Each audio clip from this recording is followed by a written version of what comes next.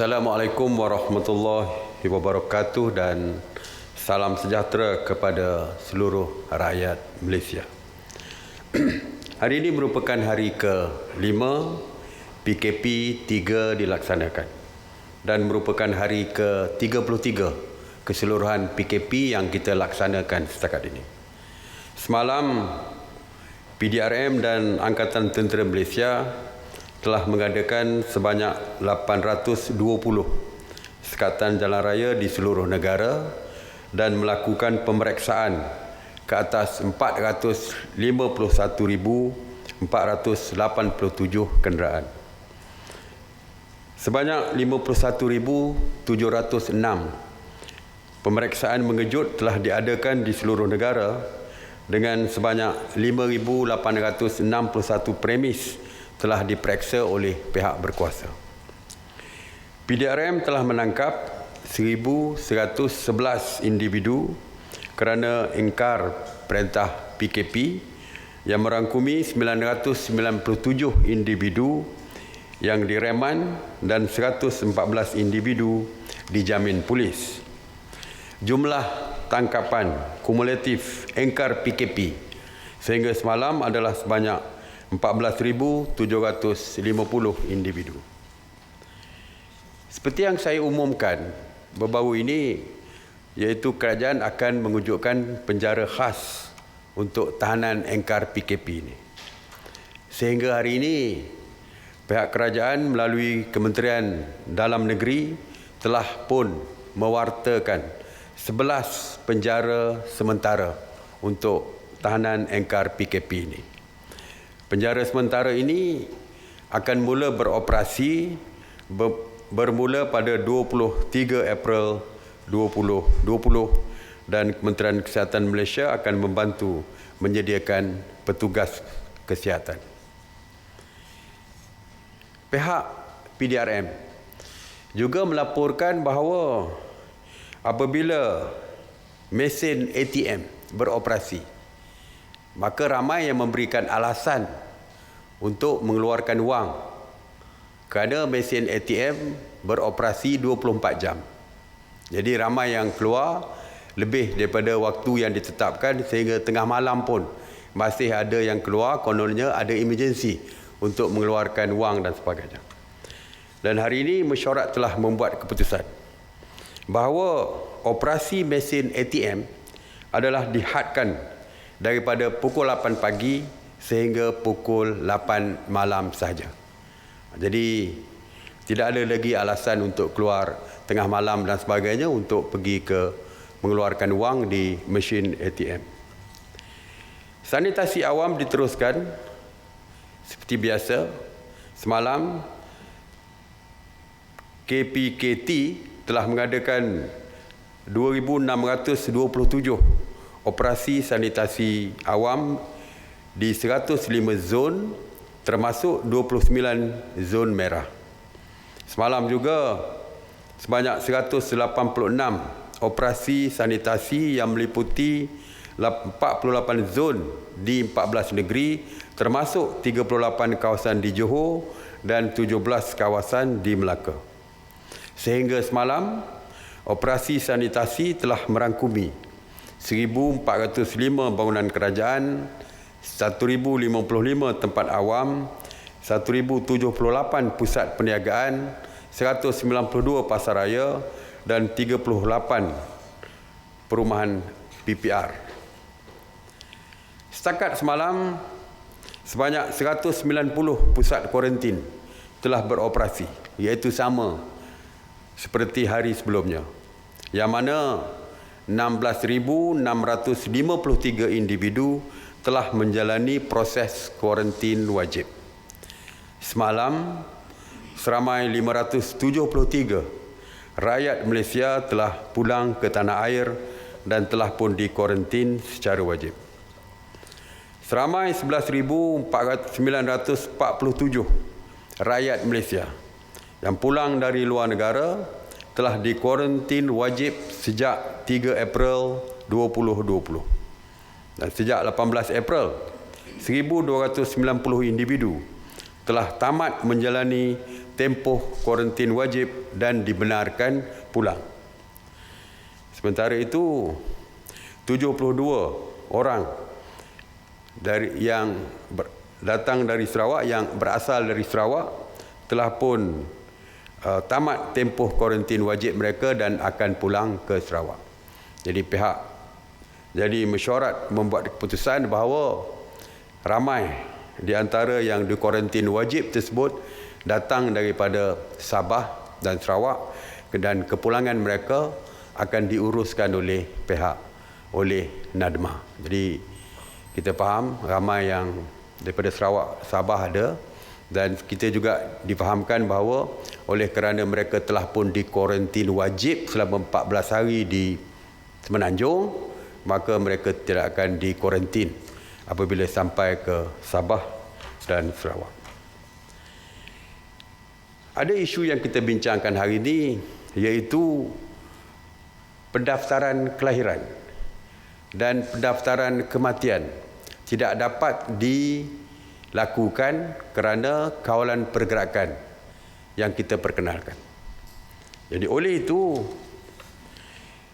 pihak Kementerian Dalam Negeri telah pun membuat keputusan untuk melanjutkan tempoh pendaftaran selama 90 hari selepas tempoh PKP ditamatkan.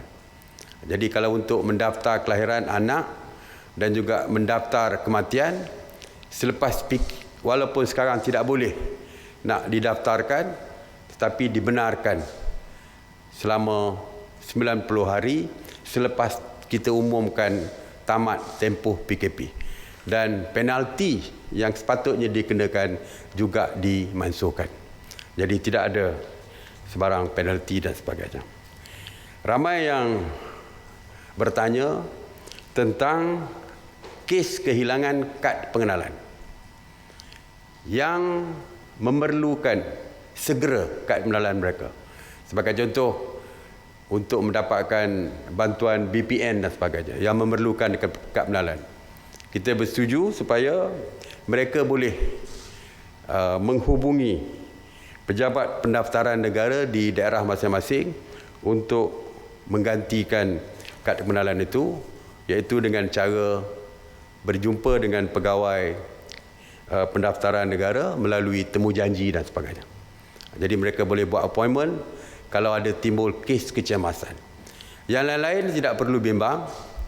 Kalau tidak ada kes keperluan segera untuk menukar kad pengenalan masing-masing, boleh tunggu dalam tempoh 90 hari selepas PKP ditamatkan. Jadi ini boleh menyelesaikan banyak masalah yang berkaitan dengan pendaftaran kelahiran dan juga kematian. Bagi rakyat kita yang berada di luar negara, kita juga memberikan tempoh yang sama, iaitu tempoh 90 hari selepas tamat perintah PKP di negara yang berkaitan. Kalau di negara tersebut ada emergency, darurat diisytiharkan, selepas tamat tempoh darurat ataupun PKP di negara tersebut, kita bagi 90 hari untuk mereka mendaftarkan melalui pejabat kedutaan kita dan sebagainya. Jadi saya percaya ini akan menyelesaikan masalah yang berkaitan dengan pendaftaran kematian dan kelahiran tersebut. Tuan-tuan dan puan-puan, 2-3-4 hari lepas daripada kenyataan yang dibuat oleh Ketua Pengarah Kesihatan di dalam sidang media setiap petang pukul 5, dan kita mendapat taklimat daripada DG Kesihatan sewaktu mesyuarat khas menteri-menteri.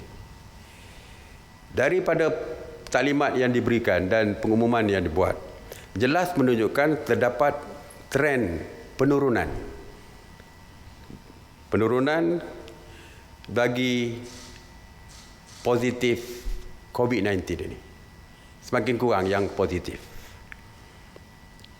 Dan ini jelas, saya kira jelas menunjukkan bahawa tindakan kerajaan memperkenalkan sekatan pergerakan melalui PKP yang diumumkan oleh Yang Amat Berhormat Perdana Menteri Tan Sri Muhyiddin Yassin adalah tepat.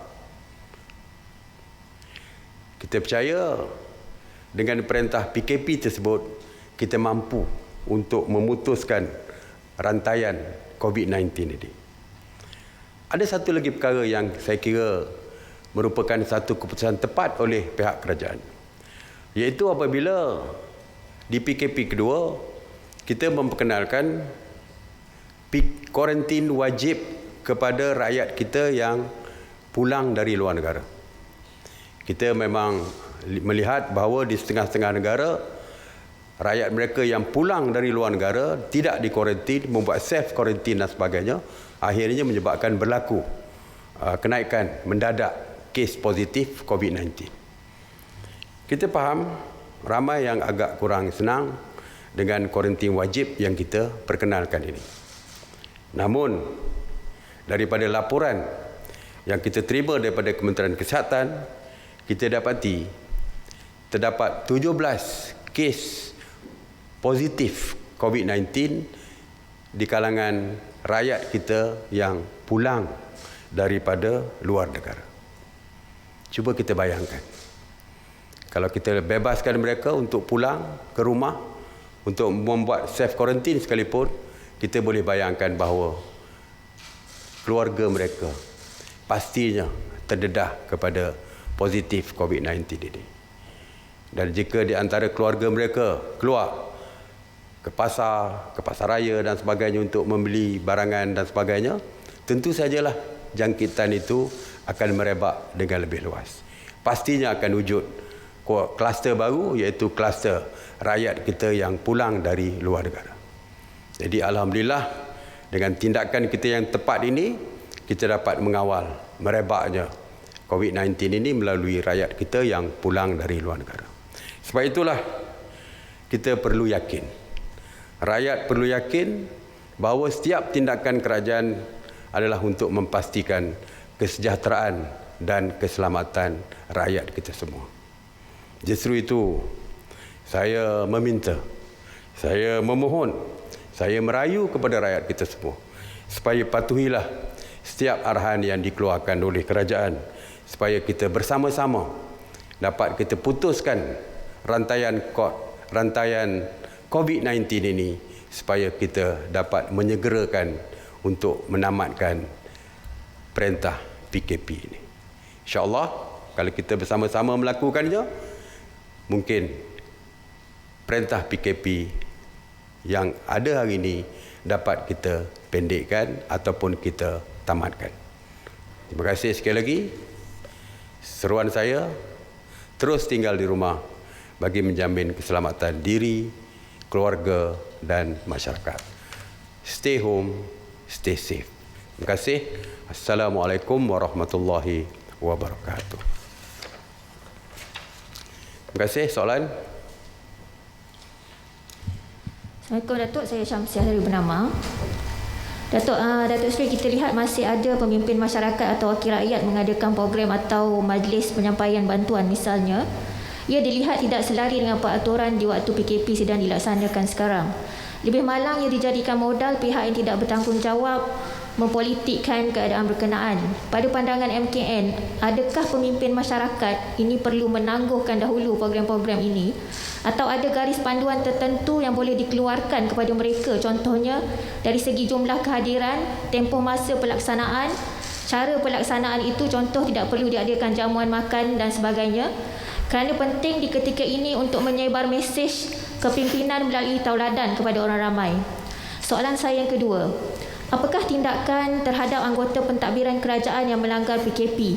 Kerana ada tuduhan berkata kerajaan bertindak tutup mata atau pilih kasih kepada mereka, dan kebanyakan rakyat mahu tindakan juga diambil ke atas mereka. Terima kasih, Datuk Seri. Terima kasih. Wakil rakyat adalah di antara individu ataupun kumpulan yang dibenarkan bertugas, seperti juga jabatan-jabatan kerajaan yang masih lagi menjalankan tugas mereka. Wakil rakyat, tugas mereka adalah untuk menjaga kepentingan rakyat di kawasan masing-masing. Mereka dibenarkan, tetapi masih tertaluk kepada SOP-SOP. Tidak boleh mengadakan perjumpaan besar-besaran. Program penyerahan bantuan secara besar-besaran tidak dibenarkan.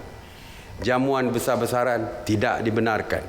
Untuk keluar pun tidak perlu rombongan kereta yang banyak dan sebagainya. Cuma cukup hanya 2 atau 3 orang saja mengikuti rombongan mereka untuk membahagikan makanan dan sebagainya ataupun bantuan-bantuan lain dan sebagainya. Tetapi seperti yang kita telah tetapkan bahawa adalah sebaik-baiknya menggunakan frontliners yang kita tetapkan di kawasan masing-masing, iaitu rela, APM dan sebagainya. SOP telah pun kita keluarkan kepada semua wakil-wakil rakyat dan juga ahli-ahli parlimen ataupun DUN. Ya, jadi sesiapa saja di dalam waktu PKP ini mesti mengikut SOP yang telah pun ditetapkan oleh Majlis Keselamatan Negara. Dan isu yang saya faham apa yang dimaksudkan tu, isu yang berkaitan dengan BBIP kita yang disebar meluas di dalam media semalam masuk pagi ini. Suka saya maklumkan bahawa seperti yang saya sebutkan bahawa tidak ada siapa yang akan terlepas daripada tindakan undang-undang jika engkar dan tidak patuh kepada arahan PKP. Jadi di dalam kes yang melibatkan anggota kerajaan, saya difahamkan pihak polis telah pun memanggil individu yang berkenaan dan saya kira tindakan seterusnya adalah bergantung kepada pihak polis. Jadi tidak betul tanggapan dan tuduhan daripada ramai di luar sana yang mengatakan ada perbezaan dari segi pendekatan polis kepada setiap pesalah ataupun yang engkar kepada PKP ini.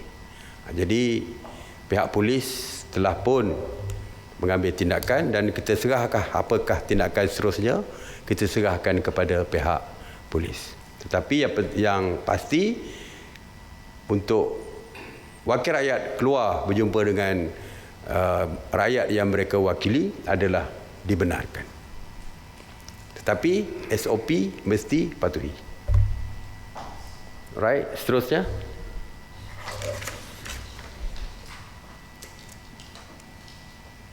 Datuk Seri, mengenai waktu operasi bagi penghantaran makanan di bulan puasa, adakah masih kekal? Dan kalau ada perubahan daripada pukul berapa sampai pukul berapa? Dan juga radius bagi penghantaran persendirian. So adakah dia masih 10 km atau kurang? Okey. Mesyuarat pagi tadi memutuskan supaya MKN menyediakan SOP sewaktu bulan puasa tadi, dari segi penghantaran dan sebagainya. Ya, kita tahu mungkin sampai sahur ni pun mungkin ada order ni. Jadi walaupun kita tidak memutuskan pagi hari ini dalam mesyuarat hari ini, kita minta supaya MKM dalam masa 2-3 hari ini mereka perlu mengeluarkan SOP untuk bulan puasa nanti. Termasuklah soal penghantaran dan sebagainya. Okey. Datuk, saya Fauzia dari Bernama. Soalan saya, terdapat inisiatif dari pihak komuniti sempat menubuhkan pasukan kawalan sendiri bagi memastikan PKP di kawasan mereka dipatuhi. Jadi adakah ini melanggar peraturan PKP kerana adanya pergerakan keluar orang ramai di kawasan tersebut? Terima kasih. Kita faham. Dan kita sebenarnya mengalu-alukan, ya. Ada di kawasan tertentu, banyak juga di kawasan di seluruh negara yang mana komuniti itu sendiri yang mengambil tindakan untuk mengawal kampung mereka daripada dimasuki oleh orang luar dan sebagainya. Saya dengar di perkampungan orang asli di tempat saya sendiri, mereka mengadakan sekatan. Di Sarawak, di kawasan Rumah Panjang misalnya, mereka mengadakan sekatan bagi memastikan kesihatan mereka dilindungi supaya tidak ada kemasukan daripada orang luar. Kalau kawasan mereka hijau, dianggap sebagai hijau, zero ataupun kosong, sifar COVID-19 positif ini, tentu mereka tidak mahu mungkin orang luar datang daripada zon merah masuk ke kawasan mereka. Jadi mereka mengambil tanggungjawab sendiri. Sebenarnya kita sangat mengalu-alukan. Sebab itu saya pernah beritahu dulu bahawa kepimpinan komuniti itu sendiri boleh bertindak untuk melindungi kawasan masing-masing. Cuma sila maklumkan kepada pihak polis misalnya, Kerana pihak polis perlu tahu. Dan adalah peraturan-peraturan tertentu. Mereka tidak bolehlah menangkap dan sebagainya, saya kira. Kerana tidak ada kuasa. Kuasa polis tidak boleh diambil oleh komuniti itu di dalam melaksanakan tugas mereka. Tapi mereka digalakkan untuk menjaga kepentingan kawasan komuniti masing-masing. Ya, kita benarkan. Tapi minta mereka berundinglah dengan pihak polis, takut ada timbul masalah yang boleh menyebabkan berlaku sesuatu perkara yang tidak diingini. Ya, jika ini berlaku, maka tentu sajalah akan menyusahkan semua pihak. Jadi maklumkan kepada pihak polis, dapatkan nasihat daripada pihak polis apa yang boleh dan tidak boleh dilakukan oleh mereka. Datuk Seri, Dian dari RTM. Dian tanya tentang update 71 pelancong yang terkandas di beberapa pusat peranginan di Terengganu. Setakat ni mereka diletakkan di mana? Sebab semua tu tak ada yang positif, jadi takut mereka merayau ke sana sini, Datuk Seri. Dia positif? Tak ada yang positif. Tak ada yang positif. Ya, sebenarnya ramai, bukan saja di Terengganu tersebut, ramai pelancong-pelancong yang selesa berada di Malaysia kerana mereka yakin dengan tindakan kajian kita hari ini mampu melindungi mereka. Setengah tu dibandingkan dengan negara mereka, mungkin kawalan yang kita lakukan lebih baik daripada negara mereka sendiri. Sehingga kan mereka sendiri tak berani nak balik ke negara mereka dan ingin terus tinggal di negara kita. Bukan saja di Terengganu, saya difahamkan di Pulau Tioman, di Langkawi, di Cameron Highland, banyak lagi tempat-tempat pelancong. Mereka masuk sebelum PKP. Jadi mereka terus boleh tinggal di negara kita, dan cuma dari segi hotel dan sebagainya adalah tanggungan mereka sendiri. Mereka masih boleh tinggal di negara kita. Ya, kita tidak halau sesiapa pun pulang. Lebih-lebih lagi kebanyakan mereka tu penerbangan pulang pun tidak ada. Jadi mereka terpaksa tinggal di negara kita. Dan mereka pun tinggal di negara kita sebelum PKP, dan seperti yang dimaklumkan tadi, mereka juga adalah tidak ada positif, dan kalau bergejala tentu kita akan ambil tindakan untuk membuat saringan dan sebagainya. Ya, kalau tidak bergejala, mereka tidak ada apa-apalah, seperti yang lain-lain lah, tidak dibuat ujian saringan dan sebagainya. Alright, terima kasih sekali lagi.